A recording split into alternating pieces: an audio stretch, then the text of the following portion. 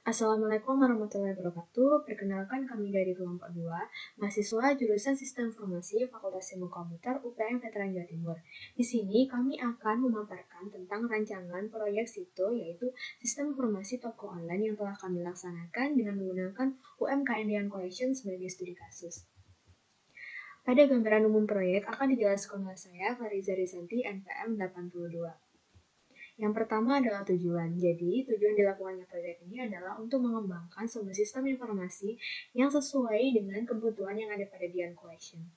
Di sini kami menggunakan dua modul. Yang pertama ada manajemen, yang kedua adalah transaksi pembelian. Kemudian untuk ruang lingkupnya, proyek ini diterapkan pada sistem informasi yang menyediakan manajemen serta transaksi pada suatu organisasi. Selanjutnya adalah sasaran dari proyek ini adalah untuk menghasilkan sebuah produk sistem informasi toko online yang mampu bersaing di pasaran serta sesuai dengan spesifikasi kebutuhan yang ada pada UMKM Dian Collection. Selanjutnya adalah asumsi kami terhadap proyek ini. Yang pertama adalah kebutuhan infrastruktur usaha yang sebenarnya dan jadwal akan diselesaikan setelah dilakukannya identifikasi kebutuhan. Kemudian, ruang lingkup SITO pada proyek ini dikerjakan dengan mempertimbangkan fungsional UMKM secara umum.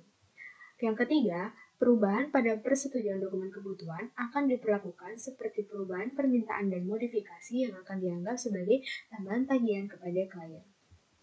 Selanjutnya, mendapatkan komitmen dari seluruh jajaran manajemen dan pekerja proyek saat proyek dilakukan. Yang kelima, kegiatan operasional Dian Collection dilakukan secara manual. Dan yang keenam, kondisi pengembangan aplikasi nantinya akan berjalan secara aman dan kondusif. Selanjutnya adalah batasan.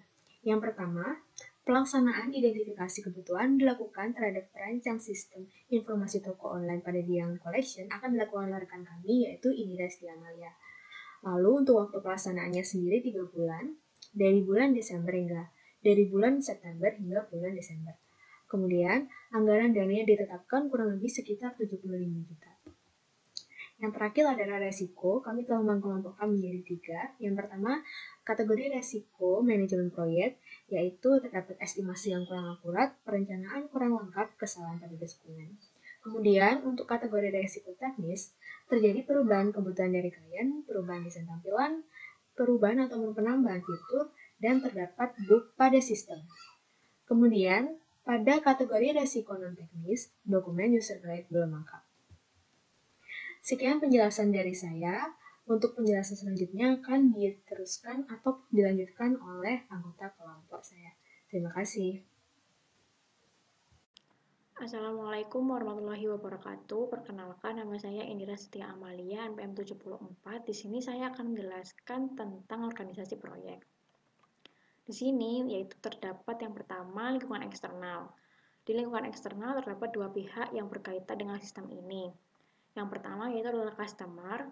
Customer di sini yaitu UMKM Dian Collection sebagai pihak pemesan aplikasi. Yang kedua yaitu adalah pemakai di lapangan. Di sini adalah user sebagai pegawai pelaksana atau pengguna sistem nantinya. Selanjutnya itu adalah struktur internal. Jadi, tim di sini menggunakan tipe control decentralized, di mana tim menunjuk seorang leader yang akan memegang peran sebagai manajer proyek, yaitu atau bisa disebut sebagai pimpinan proyek. Di sini untuk struktur internalnya terdapat keterangan hubungan antar peran yang terdapat dalam proyek. Yang pertama itu adalah project manager. Di sini memiliki hubungan untuk memberikan instruksi kepada analis manager dan juga programmer manager. Sedangkan analis manager di sini memiliki hubungan koordinasi dengan programmer manager. Selanjutnya yaitu adalah peran dan tanggung jawab yang ada dalam proyek ini. Yang pertama itu adalah project manager. Di sini project manager tentunya bertanggung jawab atas pelaksanaan proyek, kemudian mengkoordinasikan segala kegiatan yang bersangkutan dengan proyek, serta mengalokasikan sumber daya yang terkait dengan proyek, kemudian membantu pengerjaan dokumen proyek. Yang kedua yaitu adalah analis manager. Di sini mengidentifikasi dan menganalisis kebutuhan stakeholders. Kemudian bertanggung jawab untuk membuat dan membagi pengerjaan dokumen proyek, serta mengumpulkan pekerjaan dokumen proyek. Kemudian mengidentifikasi dan menganalisis domain permasalahan terkait dengan proyek sistem informasi toko online.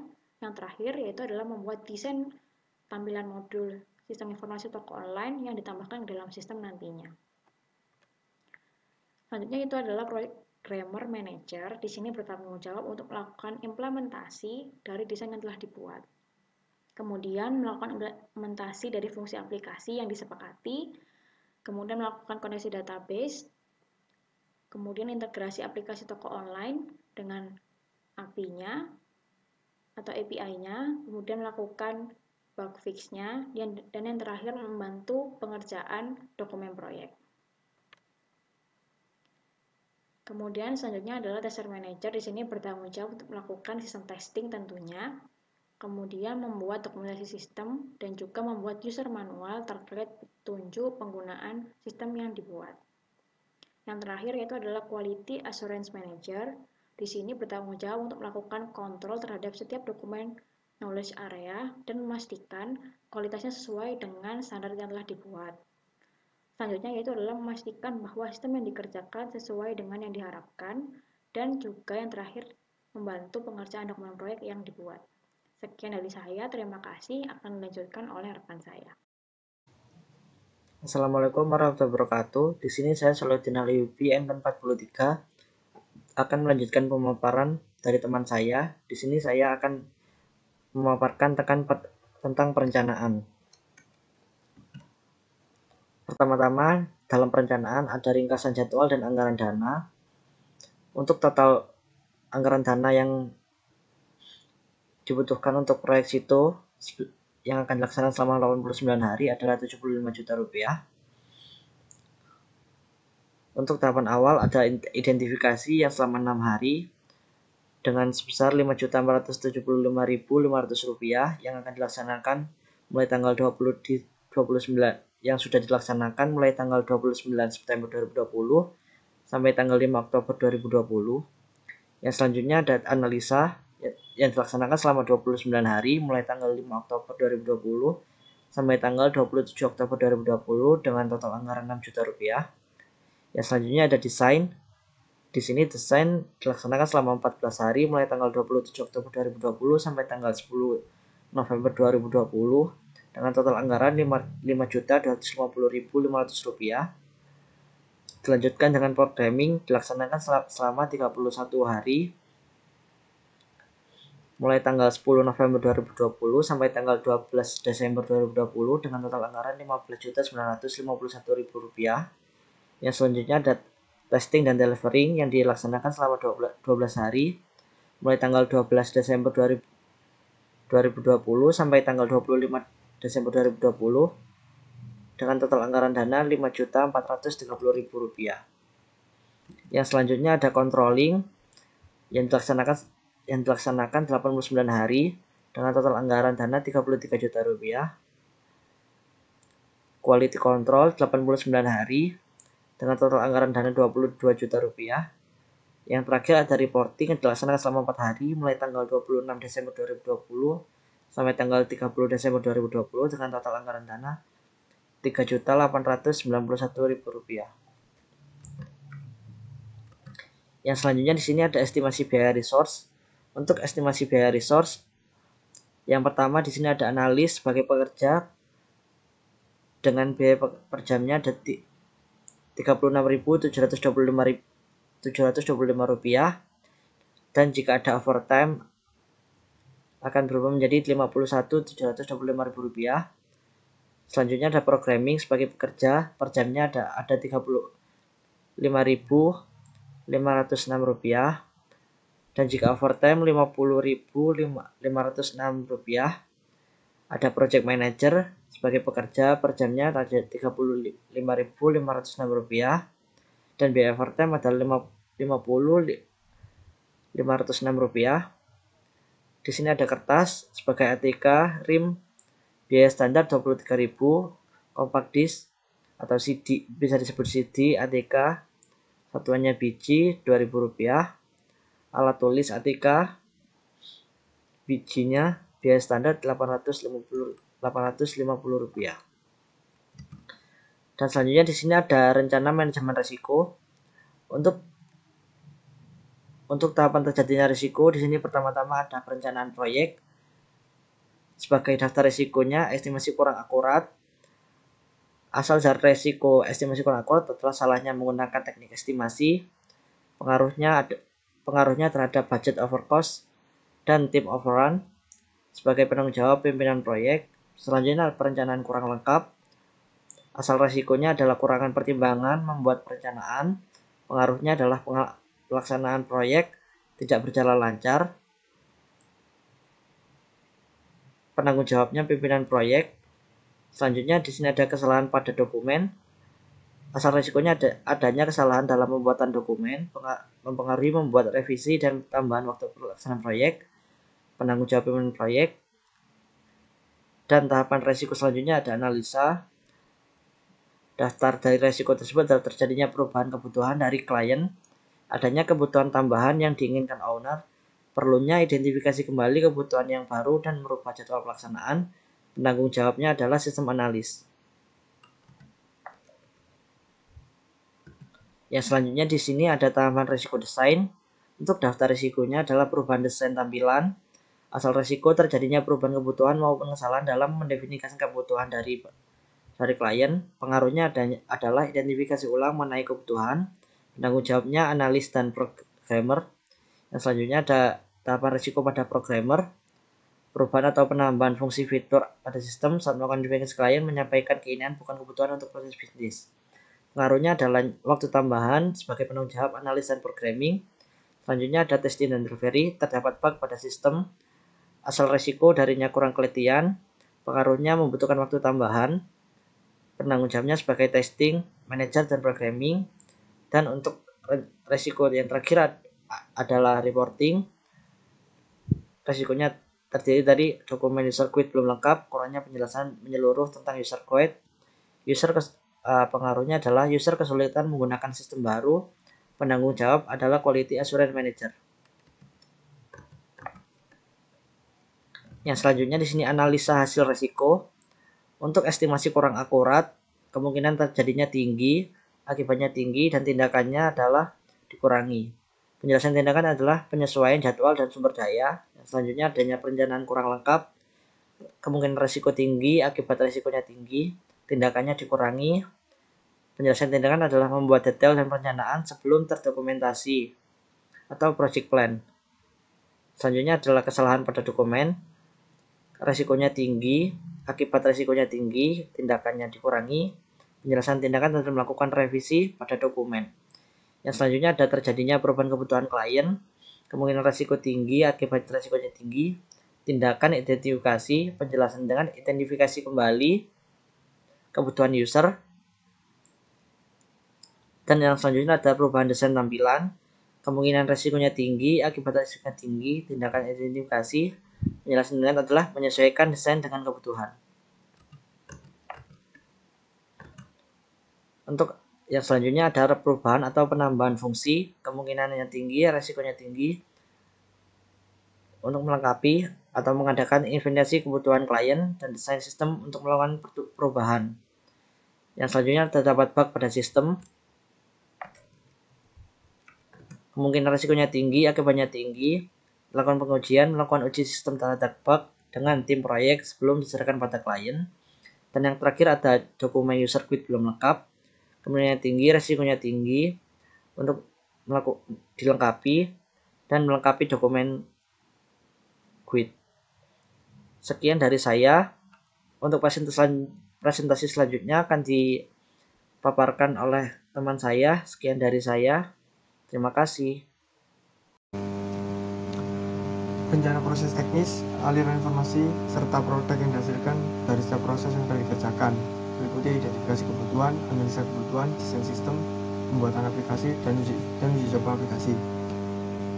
Pada metode pengembangan aplikasi pada proyek ini menggunakan metode waterfall system development life cycle. Maksudnya gimana? Maksudnya metode ini yaitu ketika ada ketidaksesuaian pada suatu tahapan sebelumnya, itu tidak bisa kembali ke tahap tersebut. Dalam artian begini, ketika kita sudah mendesain dan sudah disepakati dan akhirnya kita melanjutkan ke tahap development. Itu untuk kembali ke tahap, jika ada ketidaksesuaian dalam desainnya, ingin kembali ke tahap desain itu tidak bisa, itu akan jadi project baru.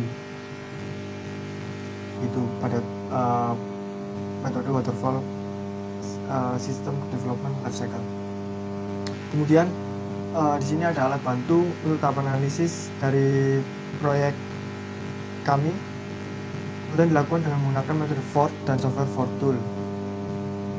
Alat bantu untuk mengelola requirement dari pengguna, sedangkan spesifikasi kebutuhan yang dihasilkan dikumpulkan dalam bentuk dokumen SKPL. Pada tahap desain, menggunakan UML diagram, memodelkan spesifikasi kebutuhan aplikasi dengan alat bantu Power Designer 12.